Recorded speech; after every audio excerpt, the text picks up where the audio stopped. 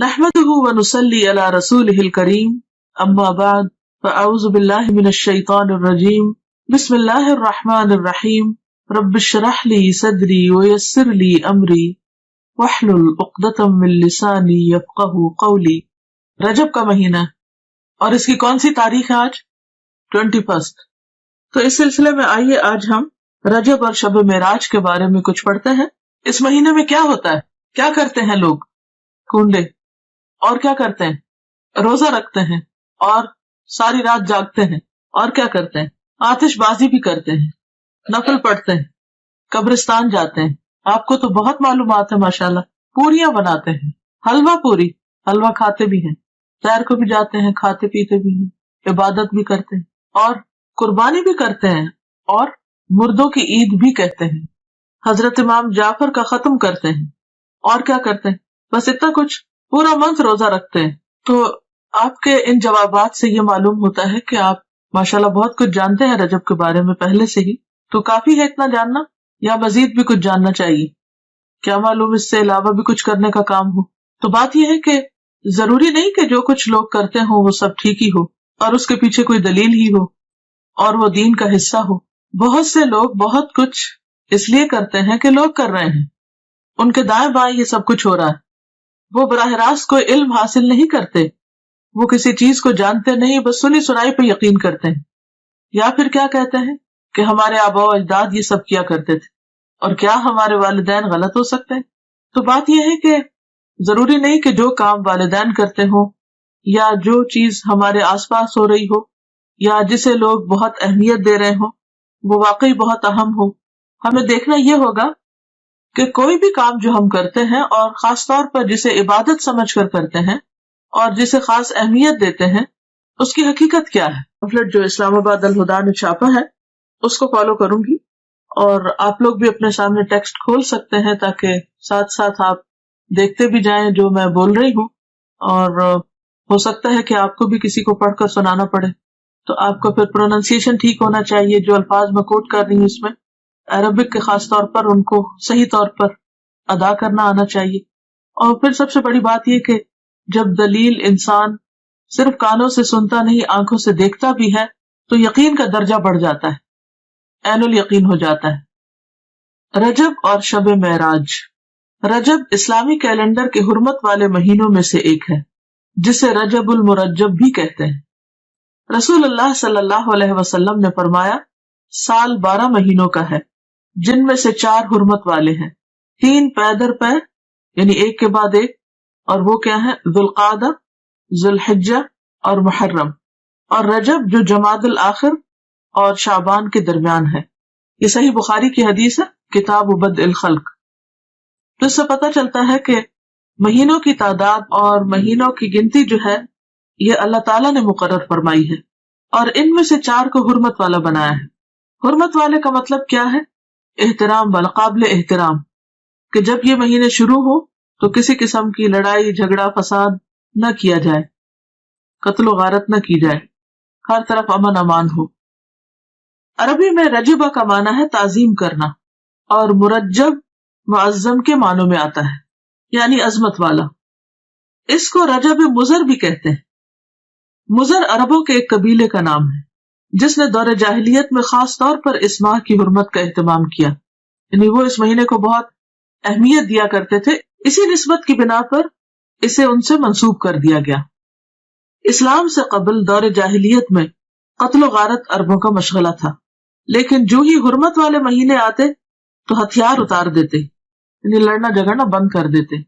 لہذا رجب کے بارے میں قبل از اسلام جاہلی عرب کہا کرتے تھے رجب منسل الاسنہ، رجب وہ ہے جو تیز ہتھیاروں کو اتار دے، یعنی جس میں لڑائی جھگڑا بند ہو جائے، ختم ہو جائے، یعنی اس کی تعظیم اور احترام لازم ہے۔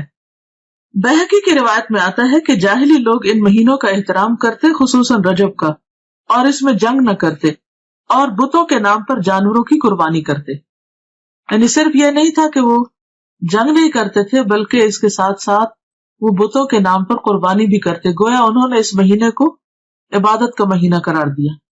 تاہم گزرتے ہوئے وقت کے ساتھ اس ماہ میں عبادت کے مندرجہ ذیل طریقے رواج پا گئے، یعنی اور طریقے بھی آ گئے۔ صرف قربانی نہیں بلکہ کچھ اور چیزیں بھی شامل کر لیں. بالکل ایسے ہی ہوتا ہے نا کہ جب ہم کھانا کھانے لگتے ہیں تو ایک مین میل ہوتا ہے اور اس کے ساتھ طرح طرح کی چٹپٹی چیزیں اور بھی لوازمات ہم شامل کر لیتے ہیں. تو اسی طرح جب ایک بدعت شروع ہوتی ہے تو پھر وہ ایک تک نہیں رکتی بلکہ اس کے ساتھ ساتھ اور بھی بہت سے کام شروع ہو جاتے ہیں. کیونکہ اللہ کی طرف سے جو دین آتا ہے بندے کے لیے اس پر تو بندہ مطمئن ہو جاتا ہے، وہ تھوڑا بھی کافی ہو جاتا ہے. لیکن جب انسان خود سے کوئی دین ایجاد کرنے لگتا ہے اور پھر ہر شخص دین کو اپنے ہاتھ میں لے لیتا ہے تو پھر اس کی کوئی حد نہیں ہوتی، آپ کہیں پر سٹاپ نہیں لگا سکتے. نبی صلی اللہ علیہ وسلم سے پہلے حضرت ابراہیم علیہ السلام نے جو قربانی کی تھی وہ رجب کے مہینے میں نہیں تھی اور نہ ہی یہ ان کی سنت تھی. یہ عربوں نے خود سے ایک اختراع کی تھی اور اس کے علاوہ بھی کچھ کام کرتے. اور پھر نہ صرف یہ کہ دور جاہلیت میں بلکہ دور اسلام کے بعد بھی جب دین کی تعلیمات آہستہ آہستہ لوگوں کے اندر سے کم ہونا شروع ہوئی اور بہت سی بدعات نے رواج پا لیا تو پھر مسلمان ہوتے ہوئے بھی لوگ اس مہینے کو بہت معزز اور محترم قرار دیتے اور اس میں عبادت کے خود ساختہ طریقے انہوں نے رائج کر دیے جو کہ اصل سنت سے ثابت نہیں. وہ کیا تھے طریقے؟ پہلی چیز تو قربانی کا اہتمام. اس ماہ میں کچھ لوگ قربانی کرتے ہیں جو کہ دور جاہلیت کی رسم ہے. جاہلی عرب العتیرہ کے نام پر اس مہینے میں بکری کی قربانی کیا کرتے تھے، یعنی اونٹ نہیں، بھیڑ نہیں، گائے نہیں بلکہ بکری، اور ذبح کی گئی بکری کی کھال کسی درخت پر ڈال دیتے تھے. اسے رجبیتن رجب والی قربانی کہا جاتا، یعنی جس بکری کی کھال درخت پہ لٹکی ہوتی تو اس سے لوگوں کو کیا پتا چلتا کہ یہ رجب والی قربانی ہے، یعنی مزید اہتمام کر لیا. ایک تھے کہ قربانی کی، پھر یہ کہ قربانی بکری کی، پھر یہ کہ اس کی کھال درخت پر. اب ان باتوں کا دین سے کیا تعلق ہے؟ یہ تو انسانوں کو مشکل میں ڈالنے والی بات ہے. بخاری اور مسلم کی روایت میں ابو ہریرہ رضی اللہ عنہ رسول اللہ صلی اللہ علیہ وسلم سے روایت کرتے ہیں، لا فرع ولا عتیرہ، فرع اور عتیرہ کچھ نہیں. اونٹنی کا پہلا بچہ جو بتوں کے نام پر ذبح کیا جاتا فرع کہلاتا، یعنی عربوں میں صرف عتیرہ نہیں تھی، فرع بھی تھا، اور اس کے علاوہ بھی بحیرہ اور صاحبہ اور حام اور وسیلہ جن کا تذکرہ آپ قرآن مجید میں پڑھتے ہیں. یہ مختلف طریقے تھے ان کے ہاں بتوں کے نام پر قربان کرنے کے، اور ان سب جاہلی عربوں کے خود ساختہ طریقے تھے. یہ ان کی اپنی اختراعات اور بدعات تھی جو انہوں نے دین کے نام پر، ثواب کے نام پر اور مختلف فائدوں کے خاطر ایجاد کر لیے تھے. یہ ابراہیم علیہ السلام کی سنت نہ تھے. خصوصی نماز کا اہتمام.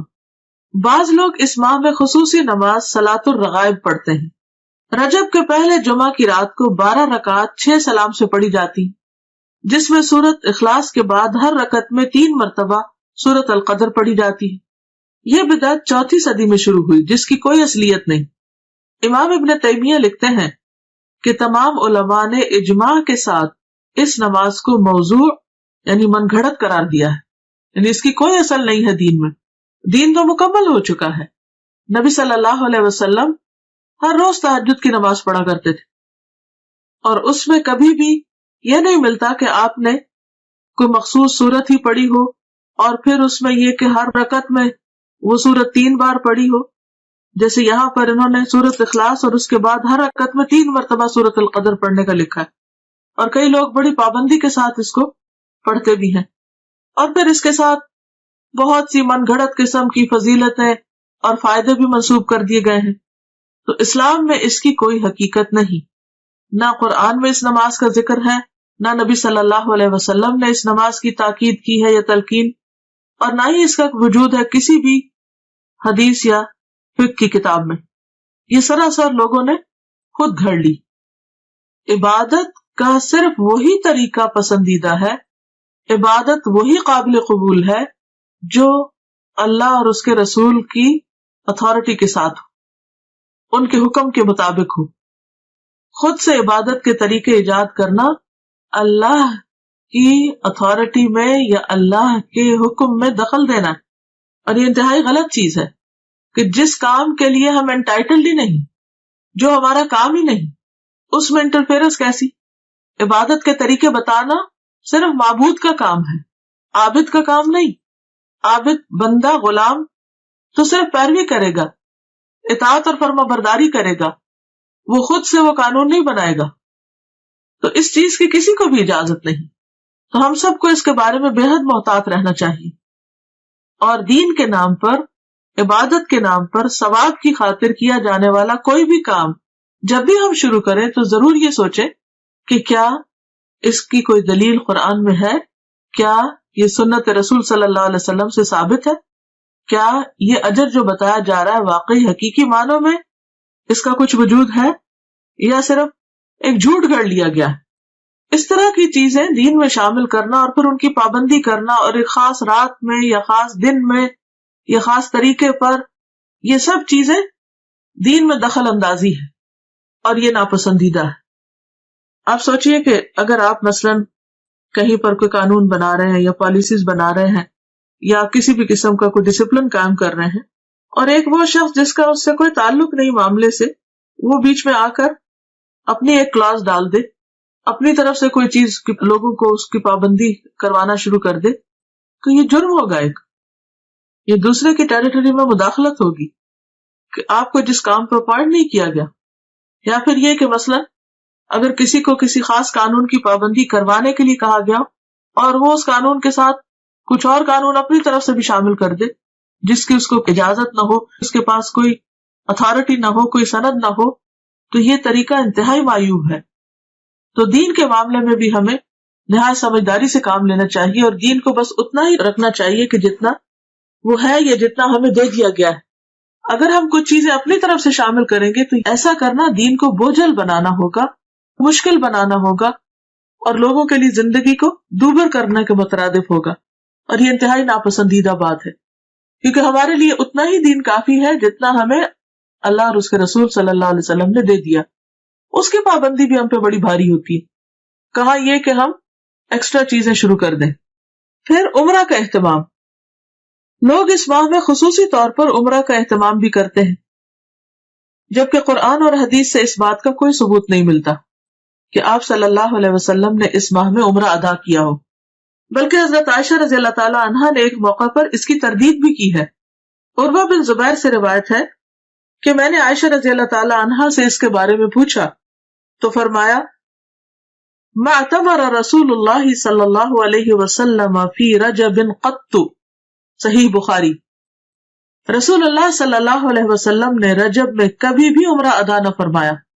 تو اس لیے اگر کوئی ویسے اپنے عمرہ ٹرپ پہ جا رہا ہے تو ضرور جائے، نیکی کا کام ہے، لیکن خاص طور پر رجب کے مہینے کو مخصوص کرنا اور پھر سال بھر انتظار کرنا کہ رجب آئے گا تو ہم پھر عمرہ کرنے جائیں گے، یہ غلط بات ہوگی. یا یہ سوچ کر کہ یہ نبی صلی اللہ علیہ وسلم کی سنت کی پیروی ہے تو یہ بھی غلط ہوگا. یعنی رجب میں عمرہ کرنا منع نہیں، لیکن یہ سوچ کے کرنا کہ اس میں اجر زیادہ ہے یا یہ نبی صلی اللہ علیہ وسلم کا طریقہ ہے، تو یہ بات غلط ہوگی، ناپسندیدہ ہوگی. تو اس سے بچنا چاہیے. پھر وہ عمرہ نہیں رہے گا، بدعت کا ایک کام ہو جائے گا جس پر انسان کی پوچھ ہو سکتی، کیونکہ حدیث میں صاف طور پر آتا ہے نا کہ کل محدثۃ بدعہ، ہر نئی ایجاد کی ہوئی چیز بدعت ہوتی ہے. وکل بدعۃ ضلالہ، اور ہر بدعت گمراہی ہے. وکل ضلالۃ فی النار، اور ہر گمراہی آگ کی طرف لے جاتی ہے. یعنی جس چیز کو اللہ نے ہمارے لیے مقرر نہیں کیا اور جس پر کوئی ثواب نہیں بتایا، اس پر کسی انسان کو یہ حق نہیں کہ وہ لوگوں کو ثواب بتا کر اس پر پابند کرے. پھر روزوں کا اہتمام. بعض لوگ اس ماہ میں خصوصی روزوں کا اہتمام کرتے ہیں. صحیح روایات سے پتہ چلتا ہے کہ آپ نے کبھی مسلسل 3 ماہ رجب، شعبان اور رمضان روزے نہ رکھے اور نہ اس کی تاکید کی. شعبان اور رمضان کا تو ملتا لیکن رجب کو آپ نے ساتھ نہیں ملایا. بعض لوگ 27 رجب کا روزہ رکھتے ہیں اور اس روزے کو عام دنوں کے روزوں سے افضل سمجھتے ہیں، یعنی خاص طور پر 27 تاریخ کے روزے کا اہتمام، یہ بھی درست نہیں. متعدد احادیث سے نبی کریم صلی اللہ علیہ وسلم کا مخصوص دنوں یا تاریخوں میں نفلی روزوں کا اہتمام کرنا ثابت ہے. یعنی ایسا نہیں کہ کوئی دن اور مقرر نہیں، اور دن ہے مقرر، لیکن وہ آپ صلی اللہ علیہ وسلم نے خود کیے ہیں. آپ کے بعد کسی اور کو اجازت نہیں کہ وہ لوگوں کے لیے دن مخصوص کر دے کہ اس دن لازمی روزہ رکھنا ہوگا اور اس کا ثواب زیادہ ہوگا. متعدد احادیث سے نبی کریم صلی اللہ علیہ وسلم کا مخصوص دنوں یا تاریخوں میں نفلی روزوں کا اہتمام کرنا ثابت ہے، جیسا کہ ایام 20 میں ہر قمری مہینے کی 13، 14، 15 تاریخ، 20 ان کو اس لیے کہتے ہیں کہ یہ چاند کی وہ راتیں ہوتی ہیں جس میں ہر طرف چاندنی پھیلی بھی ہوتی ہے اور ہر چیز سفید نظر آتی ہے ایک طرح سے، تو 20 جو ہے ابیض سے، یا ہر سوموار اور جمعرات کو، یہ بھی مسنون ہے کیونکہ آپ نے اس کا اہتمام کیا۔ ذوالحجہ کے ابتدائی عشرے میں پہلے 10 دن یعنی 9، 10 محرم کو ابتدائی عشرے میں، یعنی اس کا مطلب نہیں کہ 10 تاریخ تک، 10ویں تاریخ کو تو عید ہوتی ہے، یہ 9 تاریخ تک مراد ہے، 9، 10 محرم کو، یا پھر کثرت سے ماہ شعبان میں، ان تمام کے بارے میں صحیح اور مستند احادیث ملتی ہیں، لیکن 27 رجب کے روزے کے بارے میں کوئی روایت نہیں ہے، لہٰذا اگر کوئی خصوصی طور پر اس دن کا روزہ رکھتا ہو تو اس کا روزہ تو ہو سکتا ہے، مگر یہ عمل مسنون نہیں ہوگا بلکہ بدعت شمار ہوگا۔ قرآن کریم میں ارشاد ربانی ہے، یا ایھا الذین آمنوا لا تقدموا بین یدی اللہ ورسولہ، الحجرات آیت 1۔ اے لوگو جو ایمان لائے ہو، اللہ اور اس کے رسول سے آگے نہ بڑھو۔ عمر رضی اللہ عنہ اس ماہ میں نہ صرف یہ کہ روزہ رکھنے سے منع کیا کرتے تھے، بلکہ لوگوں کے ہاتھوں پر ہاتھ مار کر مجبور کرتے کہ وہ روزہ توڑ دے، کیونکہ ماہ رجب کی تعظیم اور اس میں روزہ رکھنا دور جاہلیت کی رسم تھی۔ یہ مصنف ابن ابی شیبہ کی روایت ہے۔ اور ایسا کیوں کرتے تھے؟ کیونکہ قرآن پاک کا یہ حکم ان کے سامنے تھا کہ لوگوں اللہ رسول سے آگے مت جاؤ، یعنی جو کام انہوں نے نہیں بتایا وہ تم اپنے ہاتھ میں نہ لو اور ان سے بڑے بننے کی کوشش نہ کرو، کیونکہ عموماً حکم چلانے والے ایک طرح سے اپنی بڑائی کا اظہار کر رہے ہوتے ہیں۔ البتہ اگر کوئی شخص بطور عادت ہر ماہ چاند کی 13، 14 اور 15 تاریخ یا پیر اور جمعرات کو رکھتا ہو تو اس ماہ میں بھی رکھ سکتا ہے، یعنی اگر 27 رجب پیر کو آ رہی ہے اور اس کی پہلے سے عادت ہے ہر پیر کو روزہ رکھنے کی، تو ایسا شخص روزہ رکھ سکتا ہے۔ 22 رجب کو لوگ کیا کرتے ہیں؟ کنڈوں کا اہتمام کرتے ہیں۔ 22 رجب کے کنڈوں کا اہتمام بھی بر صغیر میں عام ہے۔ 22 رجب کو کنڈے بھرنا بطور رسم رواج پا چکا ہے، یعنی اس کا رواج عام ہو چکا ہے۔ اس رسم میں کسی منت کے پورا ہونے پر حلوہ پوری اور کھیر وغیرہ پکائی جاتی ہے۔ تاریخ کے مطالعہ سے یہ بات سامنے آتی ہے کہ اس رسم کی ابتدا 1906 یعنی 1906 میں امیر مینائی کے خاندان سے ہوئی، جو ہندوستان کے شہر سے تعلق رکھتا تھا۔ اس رسم کا مقصد امام جعفر کی روح کو ایصال ثواب تھا، حالانکہ اس بات کا تعین نہیں ہو سکا کہ مذکورہ امام کی پیدائش یا وفات ماہ رجب میں ہوئی تھی۔ کوئی بھی نہیں جانتا کہ واقعی امام جعفر اس مہینے میں پیدا ہوئے یا ان کی وفات ہوئی، لیکن اس رسم کو جو کہ تقریباً 100 سال پہلے شروع ہوئی، امام جعفر سے منسوب کر دیا گیا۔ تو اس سے یہ بھی پتہ چلتا ہے کہ اس کا آغاز نبی صلی اللہ علیہ وسلم نے نہیں کیا، یہ چیز اصل دین میں نہیں۔ اسلام میں کسی بھی برگزیدہ شخصیت کی پیدائش کے دن خوشی منانے یا خصوصی صدقہ و خیرات کی کوئی گنجائش نہیں ہے، یعنی کسی بھی انسان کے حوالے سے کوئی دن منانا اسلامی روایت نہیں ہے، مثلا برتھ ڈے منانا یا برسی منانا یا انہی خاص دنوں پر کوئی صدقہ خیرات کرنا، یہ سب چیزیں بعد کی پیداوار ہیں۔ صحابہ کرام ان چیزوں سے بہت آگے تھے، ان کی زندگیوں میں ایسی مصروفیات نہیں تھی، اسی وجہ سے انہوں نے بڑے بڑے کام کیے، دین کی بڑی خدمت کی۔ آج ہم میں سے اکثر لوگ وقت کی کمی کا شکایت کرتے ہیں کہ وقت نہیں ہے، تو اس کی بھی اصل وجہ کیا ہے؟ اس کی بنیادی وجہ ہمارا غیر ضروری، غیر متعلق چیزوں میں اپنا وقت لگانا ہے یا اپنا مال لگانا ہے۔ جہاں صدقہ کی ضرورت ہوتی ہے وہاں ہم صدقہ نہیں کرتے، بھوکے کو کھانا نہیں کھلاتے، یتیم کی پرورش سے جی چراتے ہیں۔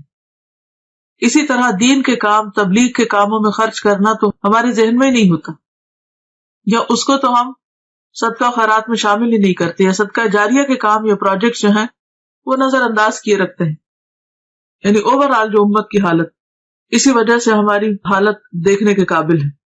لیکن پھر ہمارا مال کہاں جاتا ہے؟ یا تو وہ شادی کی بڑی بڑی تقریبات میں صرف ہو جاتا ہے، یا پھر وہ وفات کے موقع سے متعلق بہت سے جو رسم و رواج ہم لوگوں نے عام کر رکھے ہیں ان میں خرچ ہو جاتا ہے، یا پھر اسی قسم کی نظر اور منت ہے جس کا اسلام میں کوئی بھی تصور نہیں، کوئی اس کی اوریجن نہیں، ان میں خرچ ہو جاتے ہیں۔ یہ قول ہے کہ البدعۃ تمیت السنہ، بدعت جو ہے وہ سنت کو ختم کر دیتی، سنت کی موت ہے، یعنی کوئی بھی سنت رواج نہیں پا سکتی اگر کہیں پر بدعت چھائی ہوئی ہو۔ تو یہ عام سمجھ میں آنے والی کامن سینس کی بات ہے کہ اگر آپ اپنے وقت کو یا اپنی جگہ کو یا اپنے کسی بھی کام کو غیر ضروری چیزوں سے اسٹف کر دیں گے، بھر دیں گے اور غیر متعلقہ چیزیں اس میں کرنے لگیں گے، تو جو اصل چیز ہے یا اہم کام ہے وہ نہیں ہو سکے گا۔ مثلا اگر اپنے اہم وقت میں، پرائم ٹائم میں آپ فضول باتیں کرتے رہیں، ادھر ادھر گھومتے پھرتے رہیں، تو آپ کا نماز کا وقت نکل جائے گا۔ اسی طرح اگر آپ اپنے صدقہ خیرات کو غیر ضروری چیزوں پر لگا دیں گے تو ضروری چیزوں پر خرچ کرنے کے لیے آپ کے پاس مال نہیں رہے گا۔ اسی طرح اگر آپ کی دلچسپیاں صرف انٹرٹینمنٹ میں لگ گئی تو آپ کے پاس وقت نہیں رہے گا کہ آپ کوئی سنجیدہ کام کر سکے۔ تو بات یہ ہے کہ اسلام میں کسی بھی برگزیدہ شخصیت کی پیدائش کے دن خوشی منانے یا خصوصی صدقہ خیرات کی کوئی گنجائش نہیں ہے۔ علاوہ ازیں کنڈوں کا نہ قرآن و سنت میں ذکر ہے، نہ ہی صحابہ کرام، تابعین یا تبع تابعین کے زمانے میں اس کا کوئی ثبوت ملتا ہے، یعنی ان لوگوں کے ہاں اس کا کوئی کانسیپٹ ہے ہی نہیں۔ تو جو چیز قرآن و سنت سے ثابت نہیں، اس کے کرنے پر کوئی اجر و ثواب بھی نہیں۔ اور اگر ہم بعد میں کوئی ایسی چیز ایجاد کرتے ہیں اور اجر و ثواب کی نیت سے کرتے ہیں تو وہ بدعت میں شمار ہوگا، اس کے فائدے کی بجائے گناہ ہوگا۔ لہٰذا ایسی چیزوں سے بچنا ضروری ہے۔ اصل دین کیا ہے؟ ہمارے ذہن میں واضح ہونا چاہیے کہ اصل دین کیا ہے۔ اصل دین وہ ہے جو اللہ تعالیٰ نے محمد صلی اللہ علیہ وسلم کے ذریعے ہم تک پہنچایا، یعنی دین اللہ کی اطاعت و فرمانبرداری، اس کے احکامات کے آگے سر تسلیم خم کرنے اور محمد صلی اللہ علیہ وسلم کی سنت پر عمل کرنے کا نام ہے۔ ارشاد ربانی ہے، الیوم اکملت لکم دینکم واتممت علیکم نعمتی ورضیت لکم الاسلام دینا، المائدہ 3۔ آج میں نے تمہارے لیے تمہارا دین مکمل کر دیا اور تم پر اپنی نعمت تمام کر دی اور تمہارے لیے دین اسلام کو پسند کر لیا۔ لہذا کوئی بھی ایسا کام جو آپ صلی اللہ علیہ وسلم نے نہ کیا اور نہ ہی اس کا حکم دیا، اسے دین کا حصہ سمجھتے ہوئے ادا کرنا اور پھر اس پر اجر و ثواب کی توقع رکھنا بدعت ہے۔ نبی کریم صلی اللہ علیہ وسلم کا ارشاد ہے، کل محدثۃ بدعہ وکل بدعۃ ضلالہ وکل ضلالۃ فی النار، بے شک ہر نئی بات بدعت ہے اور ہر بدعت گمراہی ہے اور ہر گمراہی آگ میں لے جانے والی ہے۔ بدعتی کے بارے میں رسول اللہ صلی اللہ علیہ وسلم کا ارشاد مبارک ہے کہ اللہ تعالیٰ بدعتی کی توبہ قبول نہیں کرتا جب تک کہ وہ بدعت ترک نہیں کرتا۔ یہ صحیح حدیث ہے ترغیب و ترہیب کی، یعنی ایسے شخص کی توبہ بھی قبول نہیں ہوتی جو ان چیزوں کو چھوڑتا نہیں جو دین کے نام پر اس نے خود ایجاد کر لی، یا نبی صلی اللہ علیہ وسلم کے بعد اگر کسی نے ایجاد کی اور وہ ان کی پیروی اور پابندی کر رہا ہے۔ آپ صلی اللہ علیہ وسلم نے فرمایا، میں اپنے حوض پر تم سے پہلے موجود ہوں گا اور تم میں سے کچھ لوگ میرے سامنے لائے جائیں گے، پھر انہیں میرے سامنے سے ہٹا دیا جائے گا، تو میں کہوں گا کہ اے میرے رب، یہ میرے ساتھی ہیں۔ لیکن مجھ سے کہا جائے گا کہ آپ نہیں جانتے انہوں نے آپ کے بعد کیا کیا نئی چیزیں ایجاد کر لی تھی۔ یہ صحیح بخاری کی روایت ہے۔ تو اس سے آپ اندازہ لگائیں کہ اگر کوئی شخص دین میں نئے طریقے ایجاد کرتا ہے اور ان کی پابندی کرتا ہے اور ان کو فرض کے درجے پر لے آتا ہے، تو قیامت کے دن ایسے شخص کو نبی صلی اللہ علیہ وسلم کے حوض سے پانی نصیب نہ ہوگا اور آپ اس شخص سے خفا ہوں گے کیونکہ اس نے دین کو اپنے ہاتھ میں لے لیا۔ لہٰذا ایسے تمام طریقوں اور کاموں سے بچنے کی ضرورت ہے جو دین کے نام پر آپ کے بعد ایجاد کر لیے گئے ہوں، کیونکہ آپ صلی اللہ علیہ وسلم نے فرمایا، من احدث فی امرنا ھذا ما لیس منہ فہو رد، صحیح بخاری۔ جس نے ہمارے اس دین میں کوئی ایسی چیز ایجاد کی جو اس میں سے نہ ہو تو وہ مردود ہے، یعنی ریجیکٹڈ ہے، قابل قبول نہیں۔ اسی طرح یہ ہے کہ بعض لوگ 27 رجب کی شب کو عبادت کا اہتمام کرتے ہیں، تو اس کے بارے میں دین کا حکم کیا ہے؟ دیگر بدعات کے علاوہ 27 رجب کو رات جاگ کر عبادت کرنے اور دن کو روزہ رکھنے کو بھی بہت اہمیت دی جاتی ہے اور اس کی نسبت واقعہ معراج سے کی جاتی ہے۔ حالانکہ نبی کریم صلی اللہ علیہ وسلم نے اپنی حیات مبارکہ میں واقعی معراج کے بعد اس رات کسی خصوصی عبادت کا نہ تو اہتمام کیا اور نہ ہی نبی کریم صلی اللہ علیہ وسلم کا کوئی قول یا عمل 27 رجب کی شب خصوصی عبادت کے بارے میں، یعنی یہ سب کچھ سیلف کریٹڈ ہے۔ نہ تو آپ نے ایسی کوئی عبادت کی اس رات، نہ صحابہ نے روزہ رکھا، اور نہ ہی آپ نے کوئی ایسا حکم دیا۔ آپ کے جانثار صحابہ کرام یا ازواج مطہرات میں سے بھی کسی نے اس کا اہتمام نہیں کیا۔ لہٰذا ایسے تمام طریقوں اور کاموں سے بچنے کی ضرورت ہے جو دین کے نام پر نبی کریم صلی اللہ علیہ وسلم کے بعد ایجاد کر لیے گئے ہوں، یعنی اپنی طرف سے کسی چیز کی پابندی نہ اپنے اوپر اس طرح فرض کے درجے میں کرنی چاہیے اور نہ ہی کسی اور کو اس کا پابند کرنا چاہیے۔ واقعہ معراج کے ظہور کی حقیقت اپنی جگہ مسلم ہے، یہ واقعہ تو پیش آیا ہے، مگر یہ بھی ایک حقیقت ہے کہ اس کے رونما ہونے کی تاریخ کے بارے میں کم و بیش 36 مختلف اقوال ملتے ہیں، 36 ڈفرنٹ ورژنز ہیں۔ بعض کے مطابق یہ واقعہ ربیع الاول میں ہوا، بعض نے رمضان، بعض نے ہجرت سے چند سال بعد اور بعض نے چند ماہ قبل کہا۔ اس کی حتمی تاریخ کسی صحیح حدیث سے یقینی طور پر ثابت نہیں کہ واقعی یہ 27 رجب کو ہی ہوا ہوگا، تاہم یہ بات تسلیم شدہ ہے کہ نبی کریم صلی اللہ علیہ وسلم کو مکی زندگی کے آخری حصے میں یہ خاص مشاہدہ کرایا گیا جس میں ہمارے لیے سیکھنے اور عمل کرنے کے بہت سے پہلو ہیں۔ قرآن پاک میں اللہ تعالیٰ نے فرمایا ہے، سبحان الذی اسری بعبدہ لیلا من المسجد الحرام الی المسجد الاقصی الذی بارکنا حولہ لنریہ من آیاتنا انہ هو السمیع البصیر۔ سورۃ بنی اسرائیل آیت نمبر 1۔ پاک ہے وہ ذات جو اپنے بندے کو ایک رات میں مسجد الحرام سے مسجد اقصی تک لے گیا جس کے آس پاس ہم نے برکت رکھی ہے، یعنی اس علاقے میں اللہ نے برکتیں نازل کی ہیں تاکہ ہم اسے اپنی بعض نشانیاں دکھائیں، یقیناً وہ خوب سننے والا اور خوب دیکھنے والا ہے۔ اس آیت میں جس واقعے کی طرف اشارہ ہے وہ اسراء کے نام سے مشہور ہے۔ اسراء کے لفظی معنی ہے رات کو سفر کرنا، رات کو چلنا۔ یہ وہی سفر ہے جس میں نبی کریم صلی اللہ علیہ وسلم کو جسم اور روح سمیت مسجد الحرام یعنی مکہ سے مسجد اقصی فلسطین تک معجزاتی طور پر لے جایا گیا، یعنی براق پر۔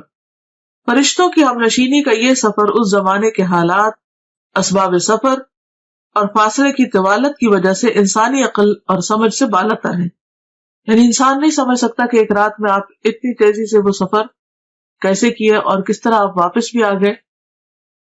لیکن جیسا کہ اس آیت میں واضح کیا گیا ہے کہ پاک ہے وہ ذات یعنی اللہ جو اپنے بندے کو لے گیا، یعنی اللہ تعالیٰ کے لیے کچھ بھی مشکل نہیں۔ جن چیزوں کو ہم ناممکن سمجھتے ہیں وہ اللہ کے ہاں ناممکن نہیں۔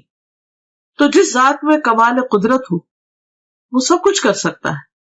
اس حیرت انگیز اور ایمان افروز سفر کی تفاصیل بخاری اور مسلم سمیت احادیث کی دیگر کتب میں موجود ہیں۔ تو اب ہم اس کے بارے میں پڑھیں گے کہ یہ واقعہ کیسے رونما ہوا۔ بعض روایات کے مطابق 27 رجب کی شب کو نبی صلی اللہ علیہ وسلم معراج پر تشریف لے گئے۔ اگرچہ اس کے بارے میں اختلاف ہے لیکن پھر بھی عام طور پر غالب گمان یہی ہے کہ آپ اسی شب کو تشریف لے گئے تھے۔ تو آئیے تھوڑا سا اس بارے میں دیکھ لیتے ہیں کہ آپ نے اللہ سبحانہ وتعالیٰ کی کون کون سی نشانیاں دیکھی، کیا کیا چیزیں مشاہدہ فرمائیں اور ان میں ہمارے لیے کیا سبق ہے۔ آغاز سفر اور شق صدر۔ شق کہتے ہیں پھاڑنے کو اور صدر کہتے ہیں سینے کو، اور شق صدر کا معنی ہے سینے کو کھولنا۔ اس کی تفصیل آگے ملے گی، ابھی اتنا ہی کافی۔ انس بن مالک رضی اللہ عنہ سے مروی ہے کہ معراج کی رات جب بیت اللہ سے نبی کریم صلی اللہ علیہ وسلم کو لے جایا گیا تو وحی آنے سے قبل آپ کے پاس 3 فرشتے آئے۔ اس وقت آپ مسجد الحرام میں سو رہے تھے۔ ان میں سے ایک نے پوچھا وہ کون ہے، یعنی آپ کی طرف اشارہ کر کے۔ دوسرے نے جواب دیا وہ ان میں سب سے بہتر ہیں۔ تیسرے نے کہا ان میں جو سب سے بہتر ہے انہیں لے لو۔ اس رات اتنا ہی واقعہ پیش آیا اور نبی صلی اللہ علیہ وسلم نے اس کے بعد انہیں نہیں دیکھا، یہاں تک کہ وہ دوسری رات آئے جبکہ آپ کا دل دیکھ رہا تھا اور آپ کی آنکھیں سو رہی تھی لیکن دل نہیں سو رہا تھا۔ تمام انبیاء کی نیند ایسی ہی ہوتی ہے، انہوں نے آپ سے کوئی بات نہ کی، یہاں تک کہ آپ کو اٹھا کر چاہے زمزم کے پاس لٹایا، چاہ کہتے کنویں کو، یعنی زمزم کے کنویں کے پاس۔ یہاں جبریل علیہ السلام نے اپنا کام سنبھالا اور سینہ مبارک گردن تک خود اپنے ہاتھ سے چاک کیا، چاک کیا یعنی کاٹا، اور سینہ اور پیٹ کی تمام چیزیں نکال کر انہیں اپنے ہاتھ سے زمزم کے پانی سے دھویا۔ جب خوب دھو چکے تو آپ کے پاس سونے کا ایک تشت لایا گیا، تشت پلیٹ کو کہتے ہیں جیسے ٹرے وغیرہ، اس میں سونے کا ایک بڑا پیالہ تھا جو حکمت اور ایمان سے پر تھا، یعنی بھرا ہوا تھا۔ اس سے آپ کے سینے اور گلے کی رگوں کو پر کر دیا، یعنی بھر دیا، وہ حکمت اور ایمان انڈیل دیا سینے اور گلے کی رگوں کو۔ سینہ مبارک پھر سے سی دیا گیا، صحیح بخاری کتاب التوحید۔ اور بہت سے لوگ اس بات پر حیران ہوں گے اور پریشان بھی ہوں گے کہ یہ کیسے ممکن ہے کہ کسی کا سینہ چاک کر دیا جائے۔ تو بات یہ ہے کہ اگر آج اللہ تعالیٰ نے انسان کو یہ عقل دی ہے اور انسان سرجری کے ذریعے سینہ کھول کے پھر اسے بند کرنے کے قابل ہو گیا ہے، اور یہاں تک کہ بعض لوگوں کا ہارٹ ٹرانسپلانٹ کیا بھی گیا ہے اور کافی حد تک اس میں کامیابی بھی ہوئی ہے، تو کیا اللہ کے بھیجے ہوئے فرشتوں اور خاص طور پر جبریل علیہ السلام جو القوی الامین ہے، اللہ تعالیٰ ان کو یہ ٹیکنیک نہیں سکھا سکتا، ان کو یہ طریقہ نہیں بتا سکتا کہ سینہ کھولا کیسے جائے اور سینہ بند کیسے کیا جائے؟ تو یہ بھی اللہ کی نشانیوں میں سے ایک نشانی ہے، اور ایسا علم ہمارے ایمان بالغیب کا ایک ٹیسٹ ہے بیسیکلی، کہ کیا ہم اس پر ایمان رکھتے ہیں۔ بعض اوقات قرآن مجید میں ایسی کوئی بات آتی ہے جیسے موسیٰ علیہ السلام کی معجزات کا ذکر ہے یا دیگر انبیاء کے، تو ہم یہ سوچ کر اس کو مان لیتے ہیں کہ یہ اللہ کا کلام ہے اور قرآن مجید میں کوئی شک نہیں اور یہ درست ہوگا۔ لیکن جب حدیث میں ہم ایسی کوئی بات پڑھتے ہیں تو بعض اوقات ہم شک میں پڑ جاتے ہیں۔ تو ہدایت کے لیے بے حد ضروری ہے کہ والذین یؤمنون بما انزل الیک وما انزل من قبلک، وہ لوگ جو ایمان لاتے ہیں اس چیز پر جو آپ کی طرف نازل کی گئی، یعنی صرف قرآن مجید ہی نہیں نازل کیا گیا، حکمت بھی نازل کی گئی۔ اور جیسا کہ اس حدیث سے تو واضح طور پر پتہ چل رہا ہے کہ آپ کے سینے کو حکمت سے بھر دیا گیا۔ تو یہ کہاں سے آئی تھی حکمت، کہاں سے آیا تھا ایمان، کون لایا تھا؟ وہی لایا تھا جو دوسری وحی لاتے تھے، یعنی جبریل علیہ السلام۔ کہاں سے لائے تھے؟ اللہ سبحانہ وتعالیٰ کی طرف سے لائے تھے، اور پھر آپ کے اندر انڈیل دی گئی، ڈال دی گئی، اور اس سے آپ کا سینہ بھر دیا گیا۔ اب آپ سوچ رہے ہوں گے کہ حکمت اور ایمان تو ایبسٹریکٹ چیزیں ہیں، اور گلے کی رگیں جو ہیں یا سینہ جو ہے یا دل جو ہے وہ دیکھنے کو مادی چیزیں ہیں، تو یہ کیسے ممکن ہوا؟ تو آپ دیکھیے کہ جیسے روح غیر مادی ہے اور ہمارا جسم مادی ہے، جب روح انسان کے اندر آتی ہے تو وہ تو نظر نہیں آتی، اس کا تو کوئی وزن نہیں ہوتا، تو وہ کیسے آ جاتی؟ وہ کون ڈالتا ہے؟ وہ بھی تو اللہ تعالیٰ فرشتے کو بھیج کر روح ڈالتے ہیں نا۔ تو جو رب ایک ایبسٹریکٹ چیز کو، نظر نہ آنے والی چیز کو انسان کے جسم کے اندر اور پورے جسم کے اندر ایک فرشتے کو بھیج کر ڈال سکتا ہے، جو رب، کیا وہ رب ایمان اور حکمت کو ایک پیغمبر کے سینے میں نہیں ڈال سکتا؟ خواہ وہ مادی تھے یا نہیں تھے، وہ جس بھی حال میں تھے، ہمیں اس کا علم نہیں دیا گیا، ہمارا فرض بنتا ہے اس پر ایمان لانا، کیونکہ یہ ایمان بالغیب ہی کی ایک قسم ہے۔ تو یہ سفر کا آغاز تھا، یعنی آپ نے ابتدا میں کچھ نشانیاں دیکھی اور ان کو محسوس کیا، اور خواب میں آپ کو چیزیں دکھائی گئیں۔ اس کے بعد پھر کیا ہوا؟ مسجد الحرام سے مسجد اقصیٰ تک اسراء کا واقعہ، اور اسراء عربی میں کہتے ہیں رات کے وقت سفر کرنے کو۔ اس کے بعد آپ کے پاس شراب، دودھ اور شہد کے برتن لائے گئے، آپ نے دودھ پسند فرمایا۔ جبریل علیہ السلام نے کہا آپ نے فطرت پائی، آپ کو ہدایت نصیب ہوئی، اور آپ کی امت کو بھی۔ یہ مسند احمد کی روایت کا حوالہ ہے۔ بحوالہ جہاں لکھا ہوتا ہے اس کا معنی ہوتا ہے کہ بات پوری کی پوری نہیں لکھی گئی بلکہ اس میں کچھ اختصار کے ساتھ روایت کی گئی ہے، یعنی اس انفارمیشن کا سورس مسند احمد ہے۔ یہاں پر آپ دیکھیے کہ آپ صلی اللہ علیہ وسلم براق پر سفر کرتے ہیں، انبیاء کی امامت کرتے ہیں، اور پھر اس کے بعد آپ کی مہمانی کی جاتی اور 3 چیزیں پیش کی جاتی اور تینوں میں سے آپ دودھ کو پسند کرتے ہیں. تو اس سے یہ پتہ چلتا ہے کہ انسان کے کھانے پینے کی جو چوائس ہوتی ہے وہ اس کی شخصیت کی عکاس ہوتی ہے. اب دنیا میں بھی اگر کوئی شراب کو پسند کرتا ہے تو اس کا مطلب یہ ہے کہ اس کی ایک خاص قسم کی پرسنالٹی. دودھ کو پسند کرنے والے شہد کو پسند کرنا، تو ہر انسان اپنے اپنے مزاج کے مطابق چیزوں کا انتخاب کرتا ہے. اور پھر بعض لوگوں کا انتخاب صرف ان کی اپنی ذات تک نہیں، ان کے خاندان اور پھر خاندان سے آگے بھی لوگوں کو متاثر کرتا ہے. تو خاص طور پر جو لوگ دین کا کام کرنے والے ہیں ان کے لیے بے حد ضروری ہے کہ وہ انبیاء کی سنت کو فالو کریں اپنے کھانے پینے کی چوائس میں بھی. مسجد اقصی سے آسمانوں کی طرف معراج. معراج کا لفظ جو ہے یہ عین را جیم سے ہے. عروج اسی سے ہے جس کا معنی ہوتا ہے بلندی، اور معراج عربی میں سیڑھی کو کہتے ہیں. مسجد اقصی سے آپ کو عالم بالا میں لے جایا گیا. معراج عربی میں سیڑھی کو کہتے ہیں جو اوپر چڑھنے کے لیے استعمال ہوتی ہے. اس نسبت سے سفر کے اس حصے کو بھی معراج کہا گیا ہے. بیشتر مفسرین کے نزدیک سورۃ النجم کی درج ذیل آیات واقع معراج کی دلیل ہیں. سورۃ النجم آیت 13-18 یعنی 13 سے 18 تک. وَلَقَدْ رَآهُ نَزْلَةً أُخْرَى عِنْدَ سِدْرَةِ الْمُنْتَهَى عِنْدَهَا جَنَّةُ الْمَأْوَى إِذْ يَغْشَى السِّدْرَةَ مَا يَغْشَى مَا زَاغَ الْبَصَرُ وَمَا طَغَى لَقَدْ رَآى مِنْ آيَاتِ رَبِّهِ الْكُبْرَى. اور ایک مرتبہ پھر اس نے سدرۃ المنتہا کے پاس اس کو اترتے دیکھا. کس نے کس کو دیکھا؟ محمد صلی اللہ علیہ وسلم نے جبریل علیہ السلام کو دیکھا. اس کا مطلب یہ کہ آپ سدرۃ المنتہا تک تشریف لے گئے جہاں پاس ہی جنت المأوا ہے. سدرہ کہتے ہیں بیری کے درخت کو. اس وقت سدرہ پر چھا رہا تھا جو کچھ چھا رہا تھا، یعنی نور وغیرہ.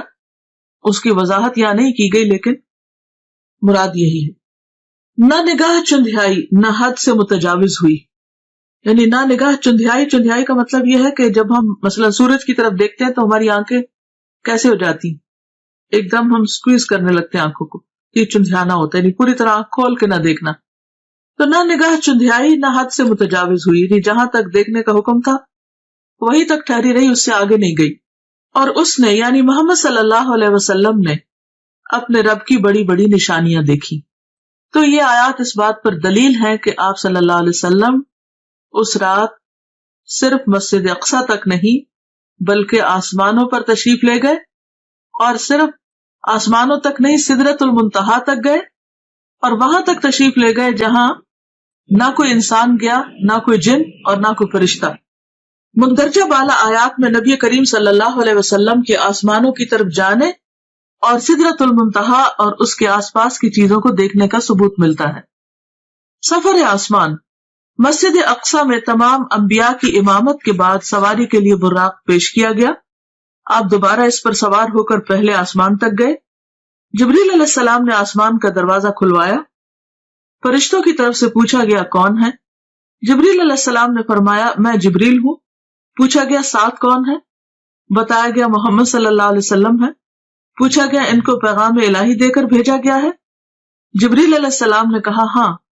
تب اندر والے فرشتے نے سن کر کہا مرحبا، آپ بہت اچھے آئے. آپ فرماتے ہیں میں وہاں پہنچا تو آدم موجود تھے علیہ السلام.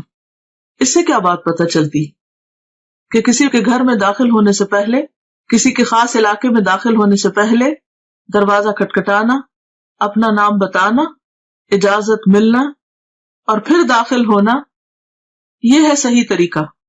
اور اس وقت آپ دیکھیے کہ آسمان کے جو فرشتے ہیں وہ صرف یہ سن کر نہیں دروازہ کھول دیتے کہ جبریل موجود ہے، حالانکہ جبریل علیہ السلام کی قدردانی آسمانوں میں بھی اور زمین پر بھی. اس کے باوجود جب وہ کہتے ہیں میں جبریل ہوں تو وہ یہ نہیں کہتے دھڑ سے دروازہ کھول دے، نہیں، پوچھتے ہیں کہ ساتھ کون ہے. اور ساتھ کون ہے؟ سب انسانوں میں سے عظیم چنے ہوئے انسان. بتایا گیا محمد صلی اللہ علیہ وسلم. اب اتنا کہنے پر بھی دروازہ نہیں کھلتا. پوچھتے ہیں کہ کیا ان کو پیغام الہی دے کر بھیجا گیا؟ کیا اللہ تعالیٰ نے بلایا ہے؟ جبریل نے کہا ہاں. تب فرشتے نے سن کر کہا مرحبا، اس سے یہ پتہ چلتا ہے کہ فرشتے کس قدر امانت دار ہیں، کس قدر ڈیوٹیفل ہیں، ان کو جو کہا گیا ہے وہی کرتے ہیں. یفعلون ما یؤمرون. اچھا ہمارا حال کیا ہوتا ہے کہ ہم فوراً ایکسائٹمنٹ میں اپنی حدود سے آگے بڑھ جاتے ہیں. اچھا فلاں، بس فلاں کے لیے تو کوئی قید ہی نہیں، کوئی حد ہی نہیں اور کوئی ریسٹرکشن ہی نہیں. دنیا میں آپ دیکھیے کہ جو وی آئی پیز عام طور پر ہوتے ہیں یا مخصوص قسم کے لوگ ہوتے ہیں، بعض اوقات ان کے لیے کوئی قانون نہیں ہوتا اور سمجھتے کہ وہ ہر قانون سے بالا ہے اور وہ جہاں سے چاہے داخل ہو جائے اور جو چاہے کرے، اور اگر کسی کو روکا جائے تو وہ اس کو انا کا مسئلہ بھی بنا لیتا ہے کہ میری بے عزتی کی گئی ہے. لیکن یہاں پر آپ دیکھیے کہ جبریل علیہ السلام جو اس قانون کی پابندی کرتے ہیں اور بہت آرام کے ساتھ جواب دیتے ہیں، اور پھر جتنا سوال پوچھا جاتا ہے اتنا ہی جواب دیتے ہیں، اور پھر نبی صلی اللہ علیہ وسلم کا تعارف کراتے ہیں، اور اس کے بعد دروازہ کھلتا ہے. جب دروازہ کھلتا ہے تو آپ صلی اللہ علیہ وسلم آدم علیہ السلام کو دیکھتے ہیں. جبریل نے کہا کہ یہ آپ کے باپ آدم ہیں. اس سے پتہ چلتا ہے کہ گائیڈڈ ٹور تھا اور جبریل علیہ السلام ساتھ ساتھ تعارف کرا رہے تھے. تو ہمارے سیکھنے کی بات یہ بھی ہے کہ ہمارے پاس اگر کوئی گیسٹ آئے یا ہم اس کو کوئی ٹور دلوا رہے ہوں تو اس کی رہنمائی بھی کرنی چاہیے کہ وہ کس سے مل رہا ہے، کہاں جا رہا ہے. کیونکہ ہم ازیوم کر لیتے ہیں کہ خود ہی ٹھیک ہے، یا کثر نفسی سے کام لیتے ہیں کہ اچھا اب یہ کیا بتانا، تو یہ جب پوچھیں گے تو ہم بتا دیں گے، تو نہیں پوچھے تو نہ صحیح. اس میں ضروری حد تک معلومات دی جا رہی ہیں اور ساتھ یہ بھی بتایا جا رہا ہے کہ انہیں سلام کیجیے. حالانکہ نبی صلی اللہ علیہ وسلم سے بڑھ کر سلام کرنے والا کون تھا؟ تو نبی صلی اللہ علیہ وسلم فرماتے کہ میں نے انہیں سلام کیا تو آپ نے جواب دیا، یعنی آدم علیہ السلام نے، مرحبا فرزند صالح، نبی صالح، اور آپ کی نبوت کا اقرار کیا. یہ صحیح بخاری کی روایت ہے کتاب التوحید. حالانکہ عمر میں حضور صلی اللہ علیہ وسلم بعد میں آئے، یعنی آپ کے بچوں میں سے، تو بعض اوقات ہم بچوں سے ایکسپیکٹ کرتے ہیں کہ وہ ہمارا ادب کرے اور وہ ہمیں زیادہ اپریشیٹ کرے، لیکن آدم علیہ السلام خود آگے بڑھ کر مرحبا کہتے ہیں اور بہت محبت بھرے کلمات کہتے ہیں، فرزند صالح، نبی صالح، اور پھر آپ کی نبوت کو بھی مانتے ہیں. اس سے ایک بہت اچھی بات پتہ چلتی ہے کہ اگر بچے کبھی والدین سے زیادہ ترقی کر جائیں، مرتبے اور مقام میں، اسٹیٹس میں آگے بڑھ جائیں، تو اس صورت میں اس اسٹیٹس کو ایکنالج کرنا، اولاد کو اپریشیٹ کرنا، ان کو ان کا مقام دینا، یہ بھی پیغمبرانہ اخلاق میں سے ہے. اور اس میں آپ دیکھیں کہ وہ انہیں صالح کہہ کے پکارتے ہیں، نیک.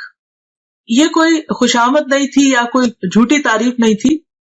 اگر کسی کے اندر کوئی خوبی ہے تو اس خوبی کا ذکر کر دینا اخلاص کے ساتھ، اچھے آسن انداز میں، دوسرے کو اچھے لقب سے پکارنا، یہ بھی ایک بہترین اخلاق ہے. بعض اوقات جب کوئی چھوٹا ہوتا ہے نا عمر میں ہم سے، تو خواہ مرتبے میں بڑا بھی ہو تو ہم صرف نام لے لے کے پکارتے ہیں، یہ ظاہر کرنے کے لیے کہ ہم عمر میں بڑے ہیں یا ہم کسی بھی اعتبار سے بڑے ہیں، اور یہ تو چھوٹا ہے، اگر اس کے اندر کوئی خوبی ہے بھی تو بھی اس کو اکنالج نہیں کرتے. مثلاً بعض اوقات ایسا ہوتا ہے کہ آپ کا کوئی شاگرد بہت ترقی کر جاتا ہے، علم حاصل کر کے بڑے مرتبے پہ پہنچ جاتا ہے، تو اب آپ اس کو یہ نہ سوچیں کہ چونکہ یہ میرا شاگرد ہے اس لیے زندگی بھر یہ میرے سے کم ہی رہے گا. نہیں، وہ آپ سے زیادہ بھی آگے جا سکتا ہے. تو ایسی صورت میں اس کے علم کو، اس کے تقویٰ کو، یا کسی بھی چیز کو اکنالج کرنا جو ہے یہ بھی ضروری ہوتا ہے. ایک اور روایت ہے کہ آپ نے آسمان دنیا میں ایک بزرگ شخص کو بیٹھے دیکھا جس کے دائیں اور بائیں صرف کچھ صورتیں نظر آئیں. دائیں طرف دیکھتے تو وہ بزرگ ہنستے اور بائیں طرف دیکھتے تو روتے. میں نے جبریل سے پوچھا یہ کون ہے؟ تو جواب دیا گیا آدم ہے. یہ دوسری روایت میں آتا ہے. یہ دائیں جانب والی اور بائیں جانب والی صورتیں ان کی اولاد ہیں. دائیں طرف رائٹ ہینڈ والے جنتی ہیں اور بائیں طرف والے دوزخی ہیں، اس لیے ایک طرف دیکھ کر ہنستے ہیں اور دوسری طرف دیکھ کر روتے ہیں. یہ صحیح بخاری کی روایت ہے. اور پچھلی روایت اور اس میں کوئی کنٹراڈکشن نہیں ہے. پچھلی روایت جو ہے وہ مختصر ہے، جس میں آدم علیہ السلام کو دیکھتے ہیں تو آپ جبریل سلام کرنے کو کہتے ہیں. تو اس میں یہ ہے کہ شاید نبی صلی اللہ علیہ وسلم دور سے دیکھتے ہیں اور آدم علیہ السلام کے عمل کو دیکھ کر تھوڑے حیران ہوتے ہیں، تو جبریل علیہ السلام انہیں بتا دیتے ہیں اور جب وہاں پہنچتے ہیں تو پھر سلام کرنے کے لیے کہتے ہیں. نبی کریم صلی اللہ علیہ وسلم فرماتے ہیں جبریل مجھے لے کر آگے بڑھے اور دوسرے آسمان تک پہنچے، پھر اسی طرح سوال و جواب ہوئے۔ وہاں مجھے عیسیٰ اور یحییٰ علیہ السلام ملے جو باہم خالہ زاد بھائی بھی ہیں۔ جبریل علیہ السلام نے کہا یہ یحییٰ اور عیسیٰ علیہ السلام ہیں، انہیں سلام کیجیے۔ میں نے سلام کیا، دونوں نے جواب دیا، پھر کہا مرحبا برادر صالح اور نبی صالح، اور آپ کی نبوت کا اقرار کیا۔ پھر اسی طرح ان سے کچھ باتیں ہوئیں۔ صحیح بخاری کی روایت ہے، جس سے پتہ چلتا ہے کہ جس آسمان پہ بھی آپ جا رہے تھے وہاں سلام دعا ہو رہی تھی، اور یہی ہم مسلمانوں کا بھی شعار اور طریقہ ہونا چاہیے کہ جس سے بھی ملے تو پہلی چیز سلام دعا۔ اس کے بعد مجھے لے کر تیسرے آسمان کی طرف چڑھے اور دروازہ کھلوایا۔ پوچھا گیا کون؟ جبریل نے کہا میں ہوں۔ پوچھا گیا تمہارے ساتھ کون ہے؟ انہوں نے کہا محمد صلی اللہ علیہ وسلم۔ پوچھا گیا ان کے پاس پیغام الہی دے کر بھیجا گیا ہے؟ جبریل علیہ السلام نے کہا ہاں۔ فرشتوں نے یہ سن کر کہا مرحبا، آپ بہت اچھے آئے۔ دروازہ کھولا گیا، وہاں پہنچے تو دیکھا کہ وہاں یوسف علیہ السلام موجود ہیں۔ جبریل علیہ السلام نے کہا یہ یوسف علیہ السلام ہے، سلام کہیے۔ میں نے سلام کیا، انہوں نے جواب دیا۔ انہوں نے کہا مرحبا برادر صالح اور نبی صالح، اور آپ کی نبوت کا اقرار کیا۔ ایک اور روایت میں ہے کہ آپ صلی اللہ علیہ وسلم نے فرمایا میں نے یوسف علیہ السلام کو دیکھا، اللہ نے حسن کا آدھا حصہ ان کو دیا تھا۔ صحیح مسلم کتاب الایمان۔ اس کے بعد جبریل علیہ السلام مجھے لے کر آگے بڑھے، چوتھے آسمان پر اسی طرح سوال و جواب ہوئے۔ ادریس علیہ السلام وہاں موجود تھے، سلام دعا ہوئی، انہوں نے بھی اسی طرح برادر صالح اور نبی صالح کہہ کر مرحبا کہا اور آپ کی نبوت کا اقرار کیا۔ برادر بھائی کو کہتے ہیں فارسی میں۔ اس کے بعد جبریل علیہ السلام پانچویں آسمان تک آگے بڑھے، وہاں بھی اسی طرح سلام دعا ہوئی۔ ہارون علیہ السلام وہاں موجود تھے، انہوں نے بھی نبی صالح برادر صالح کہہ کر مرحبا کہا اور آپ کی نبوت کا اقرار کیا۔ اس کے بعد آگے چھٹے آسمان تک چڑھے، دروازہ کھلوایا گیا اور اسی طرح سوال و جواب اور مرحبا کہا اور آپ کی نبوت کا اقرار کیا۔ یہاں پر موسیٰ علیہ السلام تھے، آپ انہیں چھوڑ کر آگے بڑھے تو وہ رونے لگے۔ پوچھا آپ کے رونے کی کیا وجہ ہے؟ انہوں نے کہا میں اس لیے روتا ہوں کہ یہ نوجوان پیغمبر نبی صلی اللہ علیہ وسلم میرے بعد مبعوث ہوئے، ان کی امت کے لوگ میری امت کے لوگوں سے زیادہ تعداد میں جنت میں جائیں گے۔ یعنی انہیں اپنی امت کا فکر تھا اور وہ ان کے غم میں ایک طرح سے رو رہے تھے، یعنی کہ انہیں نبی صلی اللہ علیہ وسلم کو زیادہ خیر ملنے پر حسد کا شکار ہو کر رونا دھونا شروع کر دیا۔ اور اس سے یہ بھی پتہ چلتا ہے کہ جب انسان کسی کے اندر کوئی خوبی اور بھلائی دیکھتا ہے تو اس وقت وہ تمنا کرتا ہے کہ اس کے پاس بھی خوبی اور بھلائی ہو۔ لیکن یہاں آپ دیکھیں کہ موسیٰ علیہ السلام اپنی ذات نہیں اپنی امت کی فکر کر رہے ہیں، اور یہ امت کی خیرخواہی اور لوگوں کی خیرخواہی جو ہے یہ انبیاء کی سرشت میں ہوتی ہے۔ اس کے بعد ساتویں آسمان پر پہنچے اور دروازہ کھلوایا۔ پوچھا گیا کون؟ میں نے کہا جبریل ہوں۔ پوچھا گیا تمہارے ساتھ کون ہے؟ انہوں نے کہا محمد صلی اللہ علیہ وسلم ہے۔ پوچھا گیا ان کے پاس پیغام الہی دے کر بھیجا گیا؟ اس سے پتہ چلتا ہے کہ ہر آسمان کے فرشتے نے ایسا ہی کیا۔ جبریل علیہ السلام نے کہا ہاں۔ فرشتوں نے یہ سن کر کہا مرحبا، آپ بہت اچھے آئے۔ جب میں وہاں پہنچا تو ابراہیم علیہ السلام کو موجود پایا۔ جبریل علیہ السلام نے کہا یہ آپ کے جد امجد ابراہیم علیہ السلام ہیں، انہیں سلام کہیے۔ میں نے انہیں سلام کیا، انہوں نے جواب دیا اور فرمایا مرحبا فرزند صالح نبی صالح، اور بیٹا کہہ کر پکارا، آپ کی نبوت کا اقرار کیا۔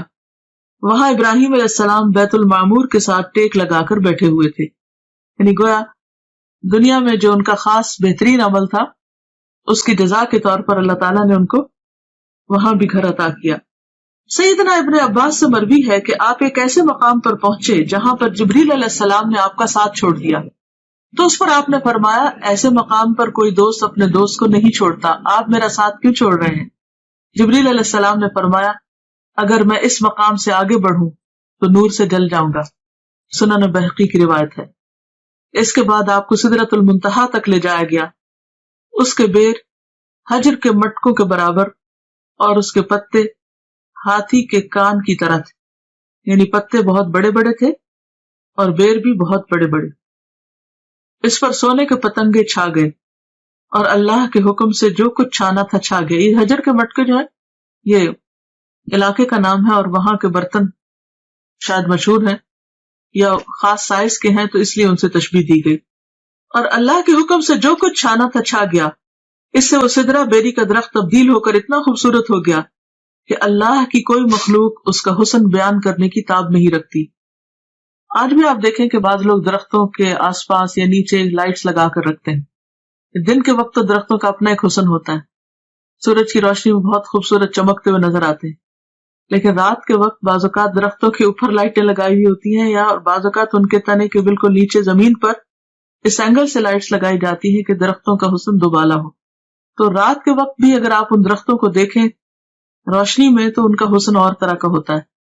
تو یہاں پر یہ ہے کہ وہ جو بیری کا درخت تھا اس پر بھی خاص قسم کا نور اور روشنی اسے بے حد خوبصورت بنا رہی تھی. اس وقت اللہ تعالیٰ نے اپنے بندے کو وحی فرمائی اور آپ پر اور آپ کی امت پر 50 وقت کی نمازیں فرض کی. واپس آتے ہوئے موسیٰ علیہ السلام سے آپ کی ملاقات ہوئی تو دریافت کیا کہ آپ کو کیا حکم ملا. آپ نے جواب دیا، ایک دن رات میں مجھ پر اور میری امت پر 50 نمازیں فرض کی گئی. موسیٰ علیہ السلام نے کہا، آپ کی امت ایک دن رات میں 50 نمازیں نہ پڑھ سکے گی. میں بنی اسرائیل کا خوب تجربہ کر چکا ہوں. آپ کمی کی درخواست لے کر اپنے رب کے پاس جائیں. موسیٰ علیہ السلام کے فرمانے پر آپ اللہ کے پاس واپس گئے اور کمی کی درخواست کی. اللہ تعالیٰ نے آپ کی درخواست کو قبول فرما کر 10 نمازوں کی تخفیف فرمائی. اس کے بعد آپ موسیٰ علیہ السلام کے پاس آئے تو انہوں نے پوچھا کیا ہوا. آپ نے کہا کہ 10 نمازوں کی کمی کر دی گئی.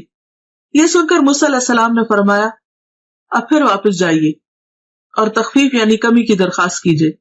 آپ واپس گئے اور اللہ تعالیٰ سے تخفیف کی درخواست کی. اللہ تعالیٰ نے اس کے بعد 10 نمازوں کی کمی کر دی. یوں آپ کی موسیٰ علیہ السلام اور اللہ تعالیٰ کے درمیان آمد و رفت جاری رہی، یعنی بیک اینڈ فورتھ آتے جاتے رہے، یہاں تک کہ اللہ تعالیٰ نے 5 نمازیں کر دی. اس کے بعد آپ پھر واپس آئے تو موسیٰ علیہ السلام نے کہا، جاؤ اور کمی کراؤ. آپ نے کہا، اب مجھے شرم آتی ہے، جو اللہ تعالیٰ نے فرض کیا ہے اس پر راضی ہوں. آپ نے فرمایا، جب میں وہاں سے واپس آیا تو ایک پکارنے والے نے پکار کر کہا، میں نے اپنا فرض پورا کر دیا اور بندوں کے لیے تخفیف کر دی. یہ 5 نمازیں اجر میں 50 کے برابر ہوں گی. بخاری.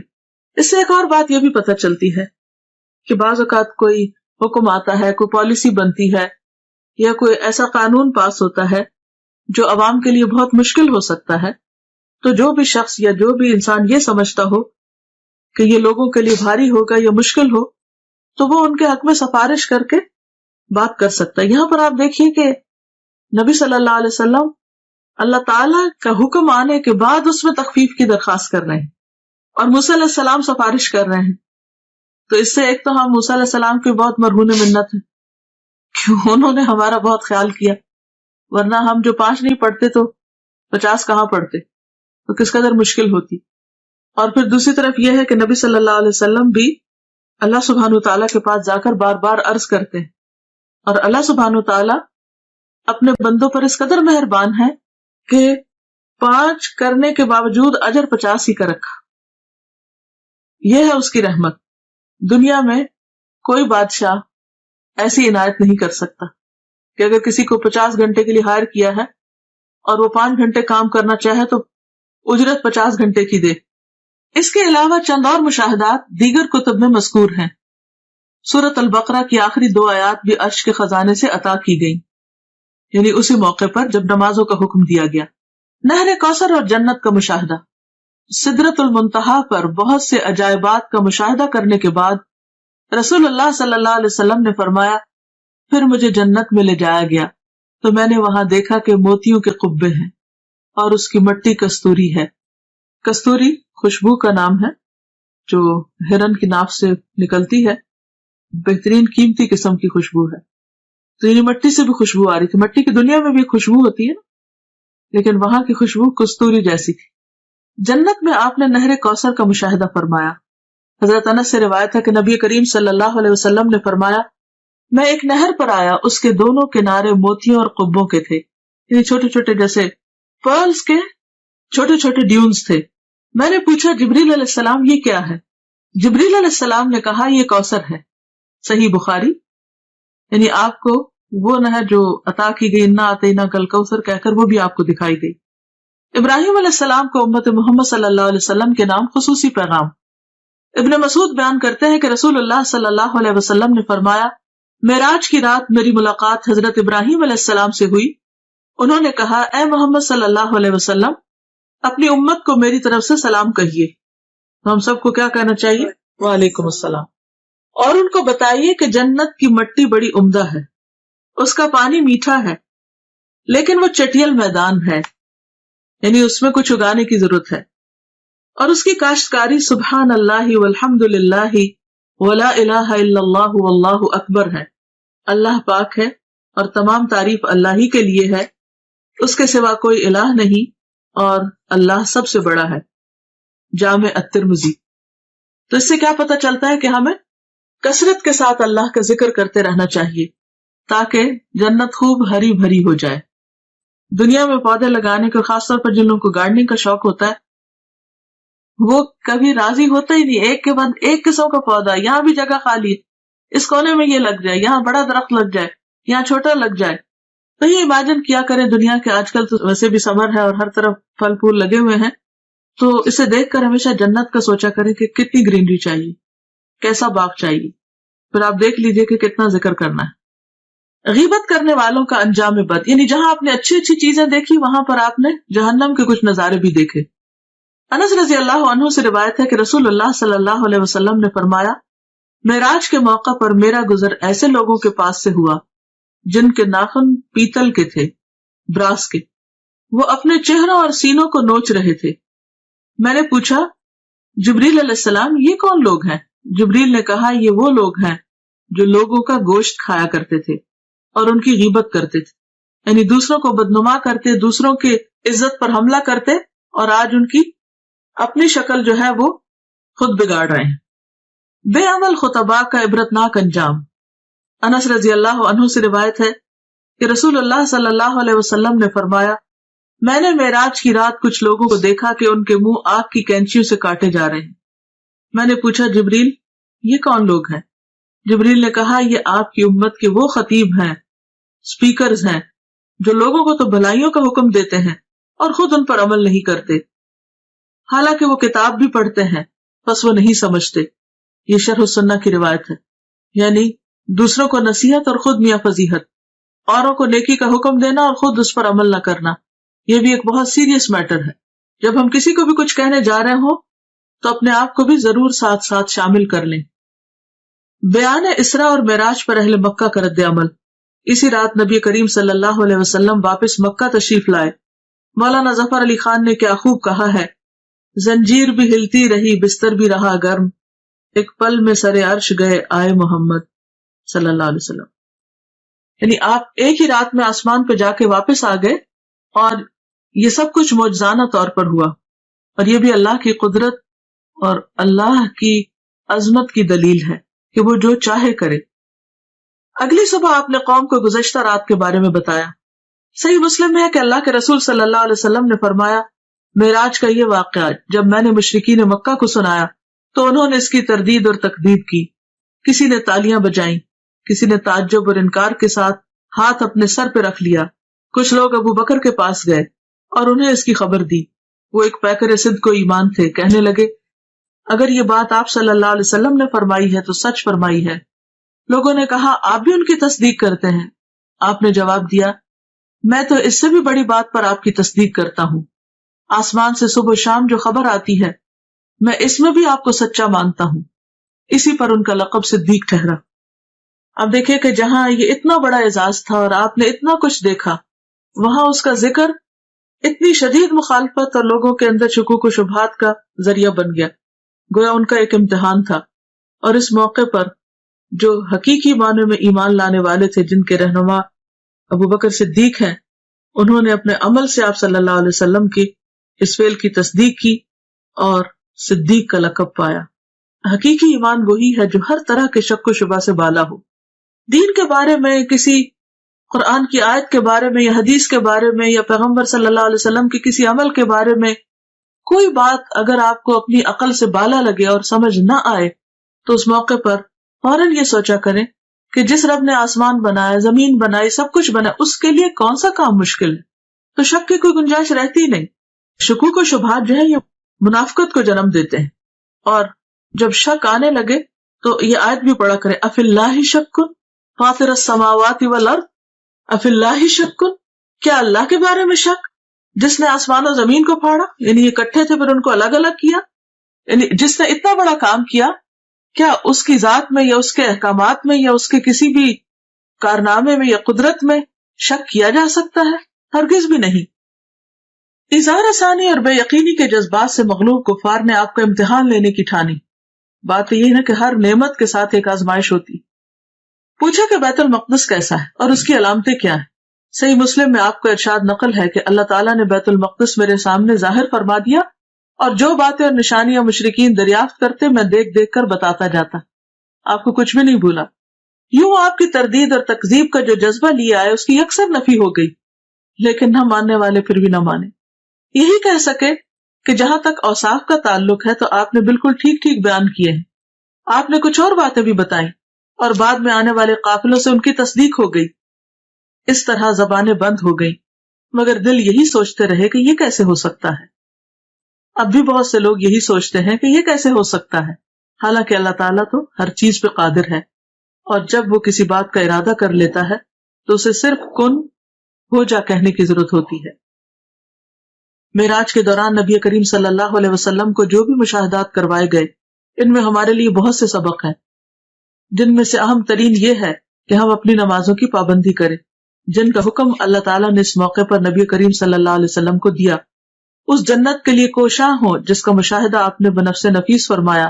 ابراہیم علیہ السلام کے خصوصی پیغام کے مطابق کثرت سے ذکر الہی کریں، دوسروں کی غیبت سے پرہیز کریں، اور جو بات دوسروں کو کہیں اس پر خود بھی عمل کریں۔ اللہ تعالی ہمیں اس کی توفیق عطا فرمائے۔ وآخر دعوانا ان الحمد للہ رب العالمین۔